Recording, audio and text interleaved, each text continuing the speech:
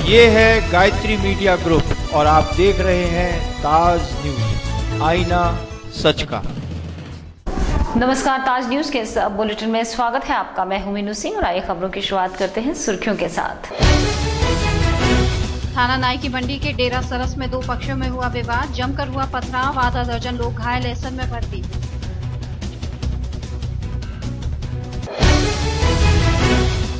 घर के बाहर सो रहे व्यक्ति पर अज्ञात बदमाशों ने किया हमला, थाना अछनेरा की घटना, घायल व्यक्ति की हालत नाजुक। पुलिस प्रशासन की लाख कोशिशों के बाद भी नहीं रुक रही मादक पदार्थों की तस्करी, थाना हरिपर्वत क्षेत्र में पकड़ी गई 2 किलो चरस, 5 लोगों की हुई गिरफ्तारी। और रमजान के पाक माह में हर जगह दिख रही है रोजा अफ्तार की धूम, पीडब्ल्यूडी विभाग के चीफ इंजीनियर के यहां हुआ रोजा अफ्तार का आयोजन। और अब खबरें विस्तार से। थाना अछनेरा इलाके के रायबा में घर के बाहर सो रहे व्यक्ति को अज्ञात बदमाशों ने धारदार हथियार से हमला बोला। आनंद फानन में इसकी सूचना पुलिस को दी गई, लेकिन पुलिस की लेट लतीफी के चलते परिजनों ने घायल को एसएन अस्पताल में भर्ती करा दिया, जहां उसकी हालत नाजुक बनी हुई है।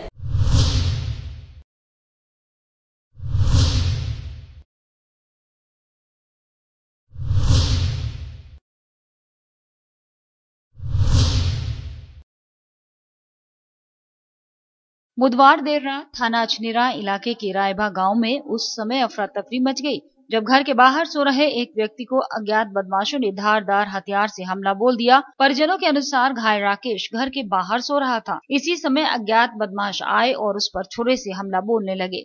बदमाशों ने 2 छुरे राकेश के पेट में मारे जो आर पार हो गए। बताया जा रहा है कि राकेश के दिमागी संतुलन खराब होने के चलते किसी से कोई भी रंजिश नहीं है। परिजनों ने घटना की सूचना पुलिस को दी। पुलिस मौके पर करीब 1 घंटे देरी से पहुंची। तो मतलब चाकू लग रहा था इसके, 2 चाकू, एक तो पेट में, खरंजा पे। तो वहाँ आया है कि अम्मा मुझे तो किसी ने चाकू मार दिया है। आनंद फानन में परिजनों ने घायल राकेश को एसएन अस्पताल में भर्ती कराया, जहां उसकी हालत चिंताजनक बनी हुई है। थाना नाई की मंडी इलाके के डेरा सरस में उस समय अफरा तफरी मच गई जब एक ही समुदाय के 2 पक्ष मामूली बात को लेकर आमने सामने आ गए। इस विवाद में जमकर दोनों तरफ से पथराव किया गया, जिसमें आधा दर्जन लोग घायल हुए हैं। सूचना पर पहुंची पुलिस ने घायलों को एसएन अस्पताल में भर्ती कराया है।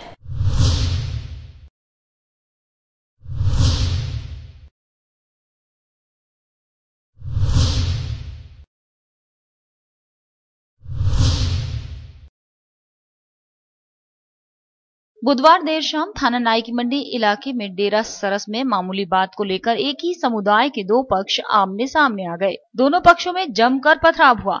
इसमें एक ही पक्ष के करीब आधा दर्जन लोग घायल हुए हैं। पहले पक्ष अजीमों का आरोप है कि हर साल दरगाह की खाली जमीन में ईद के चलते झूले लगाए जाते हैं। झूलों का जो भी पैसा आता है उस पैसे को लेकर तकिया शाह बाबा के उर्स में लगाया जाता है। उर्स में सभी धर्म के लोग भी चंदा देते हैं। कुछ नहीं है, दोनों रमजान का आखिरी टाइम चल रहा था, प्यार मोहब्बत से दोनों पक्ष बहुत सालों से यहाँ रह रहे हैं, लेकिन थोड़ा सा किसी मामूली बात को लेकर इनको विवाद हो गया। लेकिन मैं इस बात की तारीफ करता हूँ, कल भी इन लोगों ने, दोनों पक्षों ने, जब यहाँ पे मस्जिद के अंदर पूरा हो रहा था कुरान शरीफ, तो बड़ी मोहब्बत के साथ एक दूसरे को दोनों ने अपने हाथ से, यानी उसने उसको खिलाया है, उसने उसको खिलाया। अजीमों ने बताया कि देर शाम को दूसरे पक्ष के लोग झूले वाले से पैसा लेने चले गए। जो भी पैसा आया वो अजीमों को नहीं दिया। इस बात को लेकर दोनों पक्षों में विवाद हो गया और ये विवाद इतना बढ़ा कि दोनों तरफ से जमकर पथराव हुआ। इस घटना में अजीमों पक्ष के करीब आधा दर्जन लोग घायल हुए हैं। मैं घर से आ रहा था तो वहाँ पे मेला लगता था, मेले के चक्कर के अंदर लोगों ने देखा कि भाई मेले के पैसे मांग रहे थे वो लोग।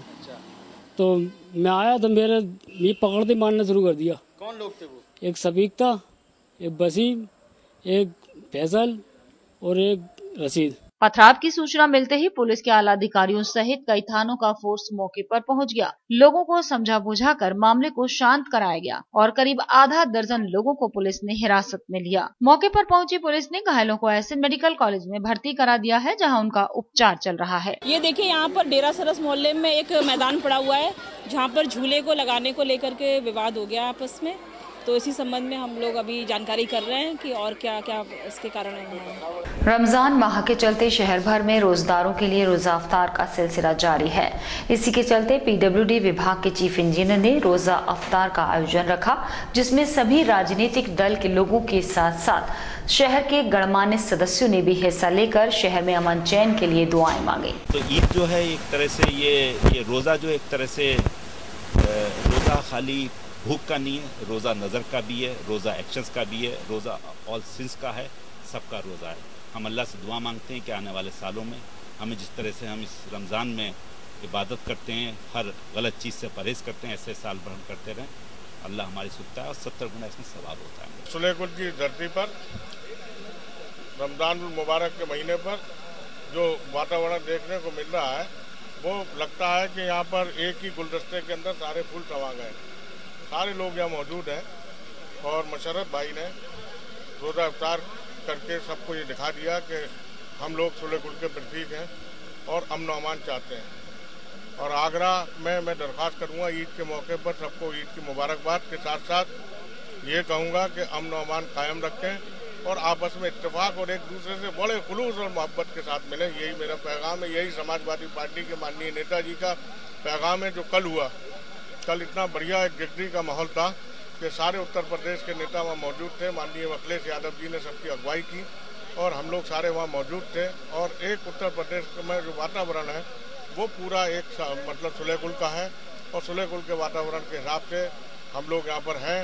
और समाजवादी पार्टी की तरफ से पूरी सरकार की तरफ से हम सबको बधाई देते हैं, सबको ईद आने वाली ईद की बधाई देते हैं और इस आगरा को सजाने संवारने के लिए हम तत्पर हैं। पाक रमज़ान का महीना चल रहा है और इसमें हिंदू मुस्लिम या जितनी भी सभी जातियां हैं, सब मुस्लिम भाइयों के इस पाक माह में आकर एक दूसरे को मुबारकबाद देते हैं और दिन के आखिर में आके रोज़ा खुलवाते हैं। आज तो और भी एक कड़ी आगे बढ़ गई। सरकारी अधिकारी हैं यहाँ, पीडब्ल्यूडी के हेड साहब हैं, उन्होंने सभी चीफ साहब हैं, उन्होंने न केवल अपने विभाग के लोग, सरकारी लोग, बल्कि सारे लोग, रोजेदारों को बुलाया, समाज के लोगों को बुलाया। बहुत अच्छा लग रहा है, काफ़ी लोग यहाँ आए, सब एक दूसरे से मिल रहे हैं। मेरी तरफ से सबको शुभकामनाएं। यहाँ आज पीडब्ल्यूडी चीफ साहब मुसल्लर साहब ने रोज़ा इफ्तार का आयोजन किया है। इसमें एक ये हिंदू मुस्लिम का एकता का प्रतीक साबित हो रहा है। आप देखिएगा दोनों हिंदू मुस्लिम समाज एक होकर प्यार से सब लोग इफ्तार कर रहे हैं। और आगरा को तो वैसे ही सुलेकुल की नगरी कहा जाता है, उसको और आगे बढ़ाने का। मादक पदार्थों की तस्करी को लेकर अब आगरा पुलिस सक्रिय हो चुकी है, जिसको लेकर अब जिले भर में अभियान चलाया जा रहा है। इसी अभियान में थाना हरिपर्वत पुलिस को उस वक्त सफलता मिली जब 2 किलो चरस के साथ पुलिस ने 5 तस्करों को गिरफ्तार कर लिया। अब पुलिस इस गिरोह से जुड़े इनके आकाओं की तलाश में जुट गई है। 5 लोग गिरफ्तार हुए हैं। सुधांशु, बंटी, अभय, ये लोग लखीमपुर खीरी के रहने वाले हैं और अजीम और सूभी यहीं के लोकल रहने वाले हैं, आगरा के। लखीमपुर वाले ले आकर के इनको माल दिए थे, फिर ये लोग मिल करके आगे इसको बेचने जा रहे थे। सूचना पे इनको गिरफ्तार कर लिया गया है। लगभग 2 केजी चरस बरामद हुआ है, जिसकी अंतर्राष्ट्रीय कीमत लगभग 2,20,000 की है। आगरा का सबसे बड़ा जालसाज और ठग शैलेंद्र अग्रवाल के कारनामे एक एक करके सामने आ रहे हैं। शैलेंद्र अग्रवाल का एक और नया कारनामा सामने आया है। शैलेंद्र अग्रवाल ने 4 लोगों को नौकरी दिलाने के बहाने 19 लाख रुपए की ठगी की, जिसमें पुलिस ने शैलेंद्र अग्रवाल, उसके पिता और पत्नी समेत एक साथी पर केस दर्ज किया है। शैलेंद्र अग्रवाल के खिलाफ ठगी का ये 33वां मुकदमा दर्ज हुआ है। आगरा का जालसाज शैलेंद्र अग्रवाल कितना बड़ा ठग था, इस बात का एक एक करके खुलासा हो रहा है। ताजा मामला 19 लाख रुपए की ठगी का सामने आया है। आगरा के बोदला रोड के रहने वाले रमेश चंद के दोस्त संजय उपाध्याय का शैलेंद्र अग्रवाल परिचित था, लिहाजा रमेश चंद शैलेंद्र अग्रवाल के राजशाही रहन सहन और अमीरी के जलवे के साथ अधिकारियों के उठक बैठक को देखकर प्रभावित हो गए और इसी प्रभाव की वजह से रमेश चंद ने अपने 4 भतीजों की नौकरी दिलाने की बात कही। शैलेंद्र अग्रवाल ने रमेश चंद को भतीजों की नौकरी दिलाने का झांसा दे दिया और 20 लाख रुपए की मांग कर दी। रमेश चंद ने किसी तरह से 19 लाख का इंतजाम कर लिया और ले जाकर शैलेंद्र अग्रवाल को दे दिए। कई दिन तक शैलेंद्र अग्रवाल रमेश चंद को गुमराह करता रहा और नौकरी दिलाने का दिलासा देता रहा। काफी वक्त गुजर गया, लेकिन रमेश चंद के भतीजों की नौकरी नहीं लगी।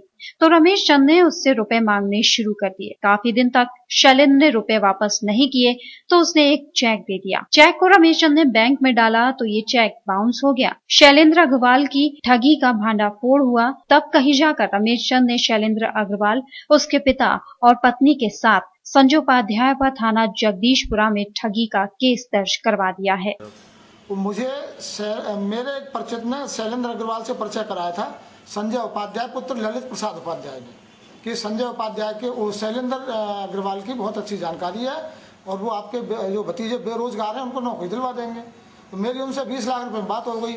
मैं 19 लाख का इंतजाम कर पाया। मैंने एक बार 12 लाख रुपए संजय के माध्यम से देने के लिए उनके वहाँ गया था और 7 लाख रुपए मैंने उनको बाद में अरेंज करके दिए। 1 लाख रुपए के लिए मैंने कह दिया मैं बाद में दे दूंगा। उन्होंने मुझे ये दिखाया कि तुम्हारे भतीजों का सिलेक्शन हो गया है, एक से लिस्ट दिखाई। मैंने कहा लिस्ट की कॉपी मुझे दे दो, तो उन्होंने कहा लिस्ट बहुत कॉन्फिडेंशियल है, इसके आउट हो जाने से काम बिगड़ भी सकता है। तो उन्होंने मुझे लिस्ट की कॉपी तो नहीं दी। अगर वो लिस्ट नहीं दिखाते तो दोबारा में जो 7 लाख रुपए दिए वो मैं नहीं देता। मैंने इसकी FIR थाना जगदीशपुरा में दर्ज करा दी है। आगरा में यातायात के सिपाहियों की दबंगई रुकने का नाम नहीं ले रही। ताजा मसला सूरसदन चौराहे का है, जहां एक मयूरी चालक को यातायात सिपाही ने रोकते ही मारपीट शुरू कर दी, जिसके चलते ड्राइवर को गंभीर चोटें आई। घायल चालक को देख सिपाही वहां से फरार हो गया। हालांकि सूचना पर पहुंची पुलिस ने पीड़ित की शिकायत दर्ज कर कार्रवाई का आश्वासन दिया है। यातायात पुलिस हो या थाना पुलिस, लुटेरों के आगे तो बेबस ही नजर आती है, लेकिन गरीबों पर इनका डंडा खूब चलता है। यातायात सिपाही की गुंडागर्दी उस वक्त देखने को मिली जब एक मयूरी चालक अपनी खाली मयूरी को लेकर भगवान टॉकी से हरि पर्वत की ओर जा रहा था। इसी दौरान सूरसदन चौराहे पर तैनात गौरव नाम के सिपाही ने मयूरी को रोककर मारपीट शुरू कर दी। पास ही बने पुलिस बूथ पर लाकर सिपाही ने चालक को बेरहमी से डंडा मारा, जिससे उसके हाथ का मांस फट गया और वो बेसुध हो वहीं बैठ गया। सिपाही की हरकत देख वहां भीड़ जमा हो गई, जिसे देख आरोपी सिपाही मौके से फरार हो गया। मैं यहाँ से सर मयूरी लेके आ रहा था, मुझे एक पुलिस वाले ने गौरव ने रोका। मैं रुक गया साहब और मेरे छाता दिया यहाँ पे हाथ में बड़ी जोर से, मुझसे कुछ भी नहीं पूछा है, सीधे डायरेक्ट मारा है मुझे। चालक की पिटाई की सूचना मिलते ही थाना हरि पर्वत के 2 सिपाही भी मौके पर आ गए और पीड़ित की शिकायत दर्ज करा, उसे कार्रवाई का भरोसा भी दिलाया। और इसी खबर के साथ रुक रहे हैं एक छोटा सा ब्रेक लेने के लिए।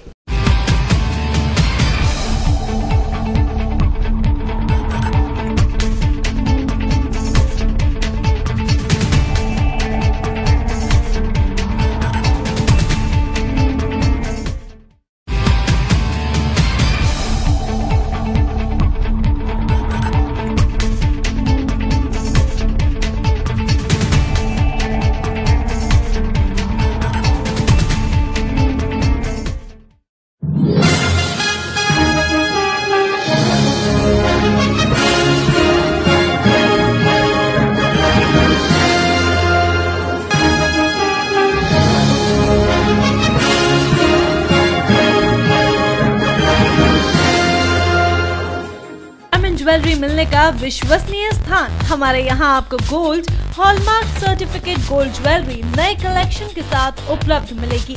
संपर्क करें Shri Balaji jewellers, fortune tower near Kargil petrol pump, Agra. Phone number 9719333563 और 9759333992।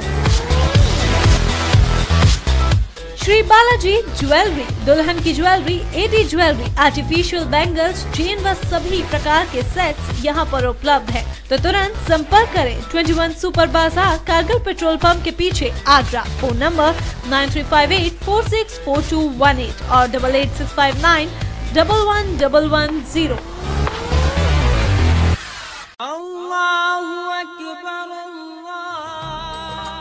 क्या है इस्लाम के 5 फर्ज? क्या है इस्लाम के मायने? रमजान क्या है? क्या है रमजान की फजीलतें? कौन कौन सी बातें हैं अल्लाह को पसंद? रमजान और इस्लाम से मुताल्लिक ऐसे ही सवालातों के जवाबात के साथ हम ला रहे हैं प्रोग्राम माह रमजान, जिसमें आप कॉल कर पूछ सकते हैं रमजान से मुताल्लिक अपने सवालात। आप हमसे राब्ता कर सकते हैं इस नंबर पर 0562 6888845 माह रमजान। देखिए 19 जून से हर रोज सुबह 11 बजे सिर्फ ताज 786 पर।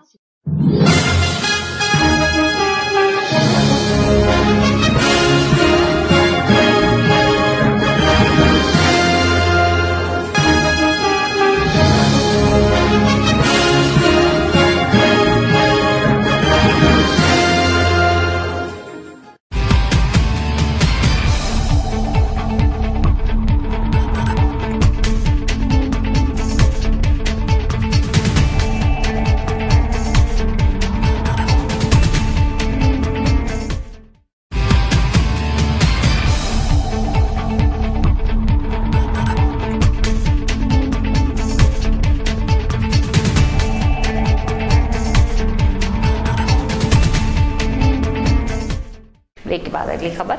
लगातार चलाए जा रहे अतिक्रमण अभियान की सफलता मिलते देख प्रशासन और अतिक्रमण टीम काफी उत्साहित हैं।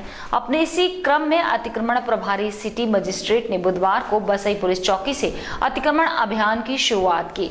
इस दौरान कई होटल्स के अतिक्रमण को धराशायी किया गया, तो वहीं निगम के पार्क को भी अतिक्रमण मुक्त करवाया गया। अभियान में साथ चल रही 2 जेसीबी मशीनों ने देखते ही देखते अतिक्रमण को जमींदोज कर दिया।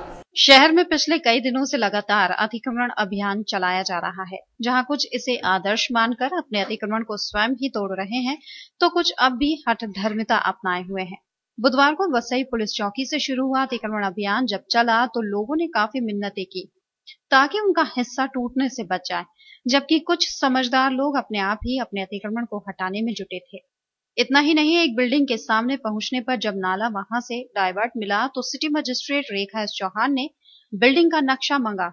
साथ चल रहे एडी अधिकारियों को इसकी नापतोल करने के आदेश जारी किए ताकि नक्शा के अतिरिक्त बनाए जाने पर कार्रवाई की जा सके। साथ चल रहे 2 जीसीबी देखते ही देखते अतिक्रमण को धराशायी करती जा रही हैं, तो लोग बस तमाशा देख सहयोग करने में जुटे थे। इतना ही नहीं, इसी रोड पर बने चिली चटकारा नाम से बने होटल मालिक ने आधी से ज्यादा सड़क पर ही कब्जा कर लिया था, जिसे सिटी मजिस्ट्रेट के आदेश के बाद नाले पर बनाई गई स्लेब को 2 जेसीबी की मदद से कब्जा मुक्त करा दिया गया। नहीं, उनको सबको यही बताया गया है कि आपके रोड के लेवल से 4 इंच नीचे तक नाली तक आपको जो है प्लेन रखना है और रैंप अपने घर में काटें। आपने रोड पर तो ये लोग अपना गेट बना लेते हैं, फिर आगे रोड पर अपना रैंप बना लेते हैं, तो वो उसकी हद तक अपना बना करके अपनी जमीन को तो आगे सुरक्षित करते हैं और आगे चढ़ने उतरने के लिए सारी सरकारी जमीन का इस्तेमाल करते हैं। सड़क तो सड़क, लोगों ने नगर निगम द्वारा बनाए गए एक पार्क को भी नहीं बख्शा, उस पर भी अतिक्रमण कर लिया। आरोपी ने पार्क की दीवार तोड़कर अपना निर्माण कर लिया, जिसके बाद जेसीबी की मदद से उसे भी धराशायी कर दिया गया। साथ ही एडीए को भी इसके खिलाफ कार्रवाई करने के आदेश दिए गए। नगर निगम द्वारा कुछ समय पहले यहाँ एक बाउंड्री वॉल का निर्माण किया गया था और यहाँ जो है वो सहायक अभियंता जो संबंधित है उनके द्वारा ये अवगत कराया गया कि पार्क की बाउंड्री वॉल को तोड़कर उस पर इसने हेज बनाकर उसे अपने हिस्से में कवर करके ले लिया है। आज जब इसकी सूचना मिली तो इसको तत्काल हटाने की कार्रवाई वहाँ की गई और इस समय जो पार्क है वो पार्क के स्वरूप में है। उसमें एक ओवरहेड टैंक बना है यूजीआर के फॉर्म में, वहाँ पर ओवरहेड टैंक में वाटर सप्लाई होती है, तो उसको अतिक्रमण मुक्त करा दिया गया है। हालांकि अन्य स्थानों की तरह यहाँ किसी तरह के विरोध का सामना नहीं करना पड़ा, जबकि साथ चल रही पुलिस भी तमाशा देख रहे लोगों को ही हटाती दिखी और अभियान के दौरान कहीं भी किसी तरह का कोई विरोध न होने से अधिकारी भी खासे संतुष्ट नजर आए। साथ ही अधिवक्ता पर हुए जानलेवा हमले से अधिवक्ता वर्ग खासा रोष में है। कलेक्ट्रेट बार एसोसिएशन ने जिसके विरोध में हड़ताल कर दी। थाना सदर इलाके के रोहता गांव में 4 दिन पहले हुई इस घटना में अब तक कोई कार्रवाई न होने से वकील आहत हैं, जिन्होंने कलेक्ट्रेट पुलिस प्रशासन की इस ढिलाई के लिए एक दिनी हड़ताल कर सांकेतिक विरोध प्रकट किया। आगरा में वकीलों के साथ आपराधिक वारदातों का सिलसिला अचानक बढ़ने से लगा है। अधिवक्ता प्रवीण गुलाटी के यहाँ हुए हत्याकांड की आग अभी बुझ भी नहीं पाई थी कि अधिवक्ता मुनेंद्र रावत के ऊपर हुए जानलेवा हमले ने काले कोट वालों का पारा चढ़ा दिया। कलेक्ट्रेट बार एसोसिएशन ने जिसके विरोध में काम नहीं किया, संगठन की जनरल हाउस की मीटिंग में हड़ताल की घोषणा कर दी गई, जिसके चलते सभी वकील अपने बस्तों और चैम्बरों में बैठे रहे और कार्रवाई की मांग की। सदर में 3-7 का मुकदमा कायम हुआ और 3-4 लोग हैं, लेकिन उनके किसी की रजिस्ट्री नहीं हो पाई है, तो इसको लेके आज अधिवक्ता का हड़ताल पर है और एसएसपी साहब से मिले थे और उन्हें जल्द गिरफ्तारी का आश्वासन दिया उनको। मामला थाना सदर के रोहता इलाके का है, जहां हुई घटना के बारे में घायल वकील ने आप बीती बताई। ये लोग अभियुक्त जो है वो ट्रांसफार्मर पर अवैध रूप से केबल डाल रहे थे, जिसका हमने विरोध किया।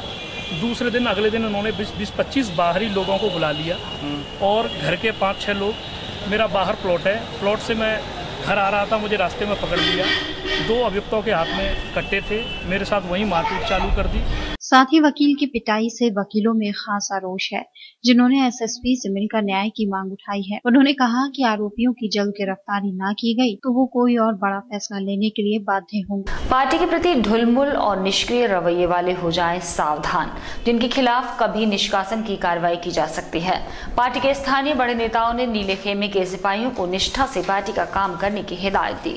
यहाँ आपको बताते चले कि आगरा में इतने बड़े पैमाने पर हुई कार्रवाई से खलबली मची हुई है, जिसमें कईयों पर कार्रवाई की तलवार अभी भी लटक रही है। आगरा में बीएसपी नेताओं के खिलाफ हुई कार्रवाई ने पार्टी में खलबली मचा दी है, जिसके कार्यकर्ताओं के लिए इस खबर पर यकीन करना मुश्किल हो रहा है। मगर खबर पक्की होने के चलते दर्जनों ऐसे लोगों के पेट में पानी हो गया जो नीला झंडा लगाकर दूसरों पर रौब गालिब करते हैं, लेकिन पार्टी के मिशन को आगे बढ़ाने में कोई योगदान नहीं है। जबकि कुछ ऐसे नेताओं की पेशानी पर भी बल आ गए हैं, जिनका नाम बीच बीच में दूसरे दलों में शामिल होने के लिए बार बार उठता रहा है। उन्हें भी डर है कि कहीं जरा सी चूक उनकी राजनीति ठप न कर दे। पार्टी हाईकमान ने इस बार बड़े और कड़े फैसले लेकर अपनी मंशा स्पष्ट कर दी है। स्थानीय नेता भी जिससे पूरा इत्तेफाक रख रहे हैं। नहीं, इनको कोई अपना निजी इनका कोई लाभ नहीं हुआ होगा, क्योंकि बहन कुमारी मायावती जी हर चीज को पारदर्शिता के साथ करती हैं और इन लोगों का कुछ न कुछ ऐसा कुछ रोल रहा होगा जिससे आरोप लगा रहे हैं टिकट। हाँ, तो ये आरोप गलत लगा रहे हैं, इनमें कोई सत्यता नहीं है। और ऐसी कोई बात होती तो आज हमारे पास बहुजन समाज पार्टी के पास आम लोगों की इतनी भीड़ लगी हुई है, जनता बहन कुमारी मायावती को इतना चाह रही है, तो इन चीज़ों से कोई बहुजन समाज पार्टी को फर्क नहीं पड़ने वाला है। ये तो आते आते रहते हैं और संगठन में कोई फर्क नहीं पड़ेगा इन लोगों से। दरअसल पिछले बार विधानसभा और लोकसभा दोनों चुनावों में औंधे मुंह गिरी बसपा का लक्ष्य आगामी विधानसभा चुनाव है, जिसको लेकर ऊपर से नीचे तक के संगठन की समीक्षा चल रही है। ऐसे नेताओं को चिन्हित किया जा रहा है जो संदिग्ध गतिविधियों के दायरे में आ रहे हैं। बहरहाल इतनी बड़ी कार्रवाई से बसपा में अपना भविष्य तलाश रहे नेता, पदाधिकारी और कार्यकर्ता फिर से हरकत में आ गए हैं, जो किसी भी प्रकार की अनुशासनिक कार्रवाई का शिकार नहीं होना चाहते हैं। ईद उल फितर को लेकर जिला प्रशासन ने तेज की तैयारियां, जिसने विभिन्न मुस्लिम इलाकों में जरूरी काम सुनिश्चित कराना शुरू कर दिया है। कई मजिस्ट्रेट्स की टीम जहां शहर की मुख्य मस्जिदों में साफ सफाई से लेकर विभिन्न कामों पर ध्यान दे रही है, तो वहीं पानी बिजली की समुचित आपूर्ति के लिए संबंधित विभागों को भी आगाह कर दिया गया है। शहर के नमाजियों को बेहतर माहौल देने के लिए जिला प्रशासन ने कमर कस ली है, जिसके द्वारा मजिस्ट्रेट की टीमों को लगातार विभिन्न मुस्लिम इलाकों में भेजकर कराए जाने वाले कामों की न केवल जानकारी जुटाई जा रही है, बल्कि साथ ही साथ उनका समाधान भी किया जा रहा है। एडीएम सिटी राजेश श्रीवास्तव ने बताया कि विभिन्न विभागों को भी पानी, बिजली से लेकर साफ सफाई तक के लिए ताकीद कर दी गई है। साथ ही सुरक्षा इंतजामों के लिए लगातार सतर्कता बरती जा रही है। चांद के ऊपर डिपेंड करता है, 18 या 19 को हमारी ईद का त्यौहार संपन्न होगा, मनाया जाएगा। हम लोगों ने अलविदा की नमाज के लिए, ईद के लिए मुकम्मल अपनी तैयारियां कर ली हैं। हम लोगों ने शहर में फ्लैग मार्च भी करा लिया है। दरअसल मुस्लिम भाइयों के लिए ये पाक मौका होता है जिस दिन वो अपने परवरदिगार की इबादत करते हैं और आपसी भाईचारे के साथ साथ अमन चैन की दुआ मांगते हैं। प्रशासन के मुताबिक सभी नमाजियों को नमाज के माफिक माहौल उपलब्ध कराने के पूरे प्रयास जारी हैं। आगरा में 2 सगी बहनें पिछले करीब 60 साल से हिंदुस्तान की नागरिकता के लिए भटक रही हैं। नागरिकता पाने के लिए इनकी पूरी जिंदगी जद्दोजहद में निकल गई, लेकिन आज भी ये पाकिस्तानी कही जाती हैं। जिंदगी भर का इंतजार करने के बाद अब हिंदुस्तान की नागरिक बनने की उम्मीद जागी है। जल्द ही कैंप लगाकर सरकार इनकी समस्याएं सुनेगी। अगर इनको इस कैंप में नागरिकता मिलने का रास्ता साफ हो गया तो ईद पर सरकार का सबसे बड़ा तोहफा इन्हें मिल जाएगा। आप जिन 2 बुजुर्ग महिलाओं को देख रहे हैं, ये दोनों सगी बहनें हैं और आगरा के 2 अलग अलग मोहल्लों में रहती हैं। 60 साल से ये दोनों बहनें आगरा में रह रही हैं। इसके बावजूद ये महिलाएं भारतीय नहीं हैं, बल्कि पाकिस्तानी हैं। जी हाँ, आगरा में रहने वाली दोनों महिलाएं पाकिस्तानी हैं। एक का नाम शाहजहां बेगम है और दूसरी का शमीम बेगम। दरअसल सन 1947 में देश के विभाजन के वक्त इनके माता पिता पाकिस्तान चले गए थे और पाकिस्तान के हैदराबाद इलाके में रहने लगे। उस वक्त ये दोनों इस दुनिया में नहीं थी। थोड़ा सा वक्त गुजरा तो इन दोनों ने दुनिया में कदम रखा, लेकिन दुनिया में आने के बाद बदकिस्मती ने इनका दामन थाम लिया। बड़ी बहन शमीम बेगम 5 साल की थी और छोटी शाहजहां महज 5 महीने की। तभी इनके पिता की मौत हो गई। घर में ये दोनों और उनकी मां रह गए। किसी तरह से आगरा में रह रहे इनके नाना के पास खबर पहुंची तो अपनी बेटी और इन दोनों नवासियों को वो आगरा बुला कर ले आए। पाकिस्तान से मां के पासपोर्ट पर ये दोनों हिंदुस्तान चली आई और आगरा में आकर रहने लगी। हिंदुस्तान आने के बाद दोनों की बदकिस्मती तो देखिए,